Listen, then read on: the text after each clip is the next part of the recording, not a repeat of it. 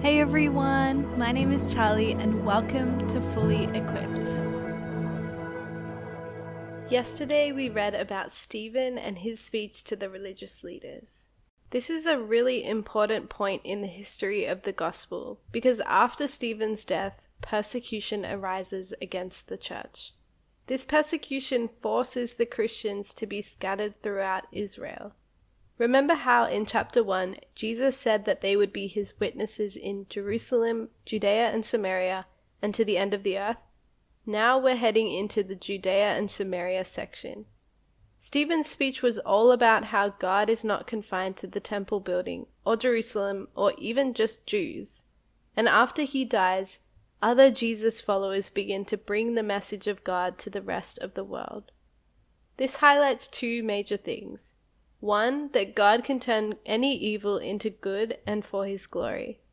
And two, that when the church responds to persecution faithfully, it doesn't die. It actually grows and flourishes. We also meet Saul in this chapter. He's one of the biggest persecutors of the church, but he's not going to stay that way. The other character that this chapter highlights is Philip. Philip was not one of the original 12 disciples, but he was one of the 7 men chosen to serve in Acts 6. There is a disciple named Philip, but this Philip is the one often referred to as Philip the evangelist or deacon. As we read throughout this chapter, Philip brought the gospel to people of many different areas. So this chapter is an important and beautiful change for the church. From this point in Acts onwards, you're definitely going to want to have a map beside you as you read. So the first part of chapter 8 gives us a preview of Saul, also known as Paul. He approves of the execution of Stephen, which emphasizes how zealous and committed Saul was to destroying the followers of Jesus. He wasn't just a random guy though, he was a religious leader, one of the Pharisees. It's possible that Paul may have even seen Jesus or heard him speak when he was preaching on earth, but we don't know. But as we read about Paul through the rest of the New Testament, keep in the back of your mind his experience with Stephen. At this point, Saul approves of Stephen's stoning and execution. But eventually, Paul will endure the very same things as Stephen for the sake of the same gospel. Just as the Jews rejected and argued with Stephen, they'll also do the same with Paul one day. Just as Stephen was put on trial, dragged out, stoned, and martyred, Paul was too. But what is so powerful and beautiful about this is not the suffering, but the transformation. Paul went from being instrumental in persecuting Christians to becoming the most zealous for Jesus of them all. This is what Jesus offers us, transformation. Life abundantly in the here and now. Following Jesus is not just about receiving your ticket to heaven. As John Mark Comer writes in his book Practicing the Way, for Jesus, salvation is less about getting you into heaven and more about getting heaven into you. This is important for us to understand because it changes our whole lifestyle. Our lives become ordered around intimacy with Jesus, being slowly transformed into someone who lives like he did, and then bringing him to the rest of the world. And we see this pattern as we read Acts 8 and the rest of the New Testament. The early church was not full of people who wanted to get to heaven. It was full of people who wanted to know Jesus, be transformed into someone like him, and bring the good news of him to the world. We get to have hope knowing that we'll receive the kingdom of God one day. But we also get to have hope knowing that we can receive the kingdom of God here and now in our daily lives. So anyway, Philip travels to Samaria to bring the gospel to them. This isn't necessarily an easy place to begin your ministry. The Samaritans have a mix of Jewish and Gentile heritage. But as we know, they and the Jews in Judah don't get along. Philip goes and preaches the good news of the Messiah to these Samaritans. By the power of the Holy Spirit, he also delivers people from demonic oppression and brings them healing. The The message and miracles Philip delivers brings the Samaritans joy and excitement. The kingdom of God is spreading to the world just as Jesus promised. The next story is about a man named Simon who's involved in dark magic. His miracles are like a contrast to the miracles of Philip. Philip's bring joy and freedom from disease and demonic oppression. Simon's are done by demonic power, and they're actually really dangerous. We also need to be really wary and avoidant of anything spiritual or magic that isn't of God. There are a lot of trends that go around that might seem harmless, but are actually opening doors to the enemy. And that can lead to a whole host of problems. It's wise to avoid things like tarot cards, Ouija boards, horoscopes, crystals, burning herbs, all of that. When we have Jesus, we don't need those things.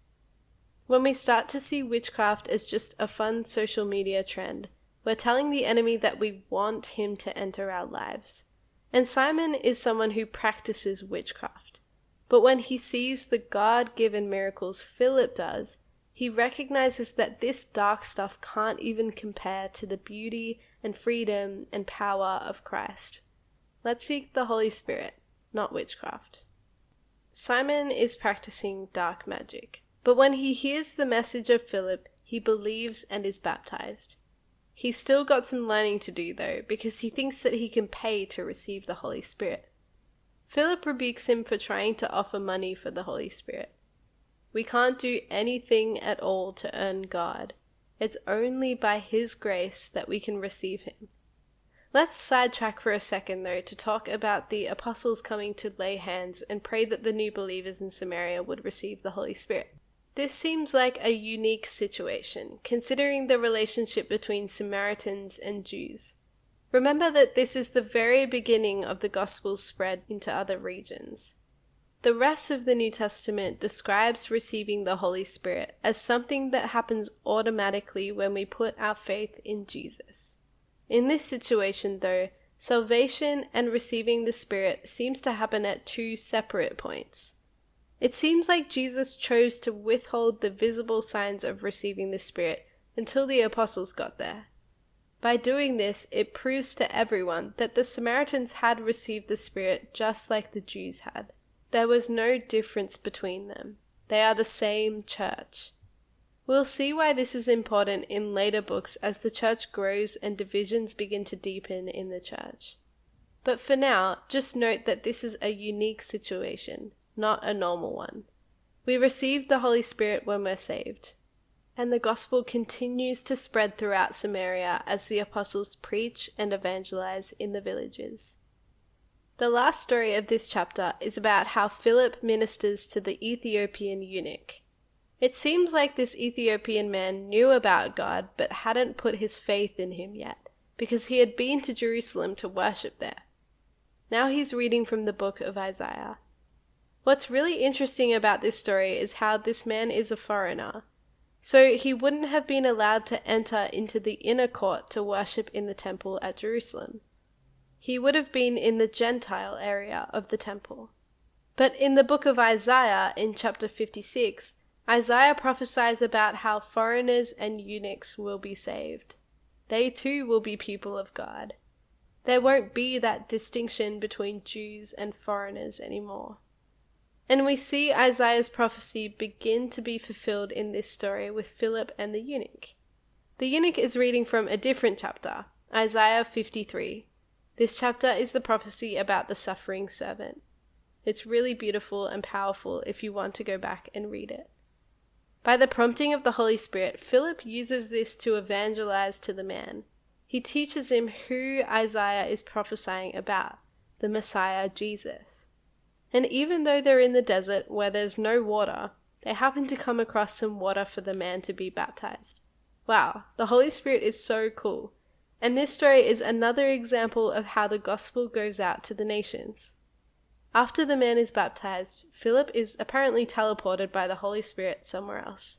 He continues his evangelism ministry all throughout the region before he arrives at Caesarea. So how does this equip us? I think it's really beautiful how God had a plan for the salvation of the Ethiopian man. He specifically sent Philip at the perfect time and directed Philip on how to minister to him. Philip was obedient to the Holy Spirit's leading, and because of that, he saw success in his ministry. This story highlights that when we're submitted to God, we get to partner with Him in bringing the kingdom of God to other people. And it also highlights the wisdom and sovereignty of God. It really sticks out to me how Philip was told to go to some random desert place, and without any details, he simply trusts and goes. He doesn't know what he's going to do, or who to talk to, or what he's going to eat, or where he'll stay. But he hears the word of God and he goes. Maybe you're in a similar place where you know God's calling you to something, but you don't understand the details. Or maybe you're praying for something, but you don't know why God doesn't seem to be answering it. Maybe God's asking you to do something that you don't think is something you're good at or know how to do. This chapter reminds me that God sees it all. He's above all of it. He's so trustworthy. All we need to do is respond faithfully to Him. Even if we do the thing and nothing good seems to come from it, we can trust that God always has a good plan. His ways and His wisdom are higher than ours. So let's be people who respond to God with trust and faith, even when it's confusing or vague, because He's got a good plan for us.